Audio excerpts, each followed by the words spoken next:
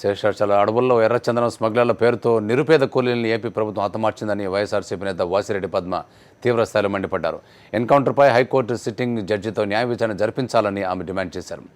బాబు కనసనల్లోనే ఈ ఎన్కౌంటర్ జరిగిందన్న అనుమానాలు తలెత్తుతున్నాయన్నారు. ప్రభుత్వ అనాలోచిత చర్య వల్ల పొరుగు రాష్ట్రాల ముందు దోషిగా నిలబడే పరిస్థితి తలెత్తిందన్నారు వాసిరెడ్డి.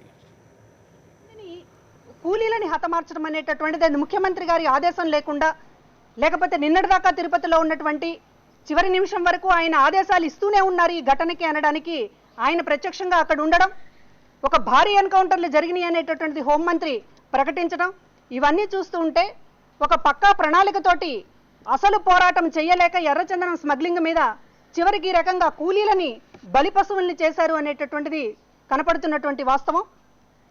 కనుక ఈ రోజున ఏపీ ప్రభుత్వం అనాలోచితంగా చేసినటువంటి ఈ చర్య వల్ల అనేక పర్యవసానాలు ఎదుర్కోవాల్సినటువంటి పరిస్థితి ఏర్పడుతుంది. అటు కేంద్రంలో కానీ పొరుగు రాష్ట్రాలతో కానీ ఒక దోషిలాగా ఈ రోజున తెలుగు ప్రజలు నిలబడాల్సినటువంటి పరిస్థితి ఎదురవుతుంది.